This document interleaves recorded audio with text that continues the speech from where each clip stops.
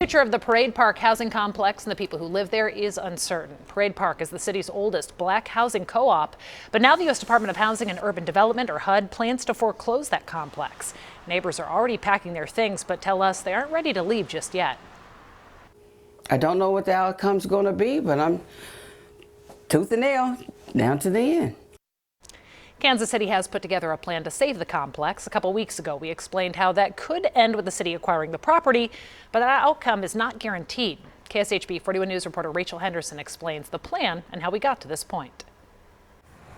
For a place with so much discord, people can agree about one thing. It was a good area. Parade Park was a co-op until 2022, when its board failed to re-register as a nonprofit. We had no way of paying an attorney, getting an attorney, or doing any of the things that we needed to do. As the board president then, Harrietta Harris's goal was to keep the original co-op structure, something she felt developers threatened. I was hoping, that we could turn this thing around. Without a co-op structure, the federal government started running it like a rental property. Their equity was to buy a share in the co-op, and what they also didn't recognize is that also meant that you had a share in those vacant non-performing units as well. HUD says 166 of the 510 total units are occupied, a number that's decreased even in the past few weeks. A boarded up unit like this means that someone has vacated the property. The thing about Parade Park is there's units like these right next to each other with occupied, lived-in residents mixed in between. The Dalmart Group was one of the first to propose redevelopment,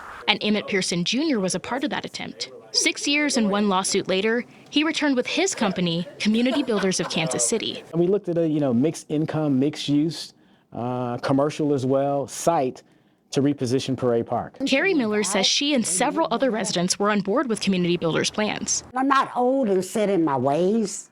I can transform. She was hoping redevelopment could be a part of that transformation, but community infighting proved otherwise. You could come home shattered when you leave one of them meetings. I wasn't the most popular person in Parade Park. You had a perfect storm going on of distrust, not only of a potential developer coming in or developers, but also distrust along the residents as well. As the March foreclosure sale looms, residents are making peace with the cards they've been dealt. We're all pretty much saying the same thing. We'll see where this is going to go. Rachel Henderson, KSHB 41 News.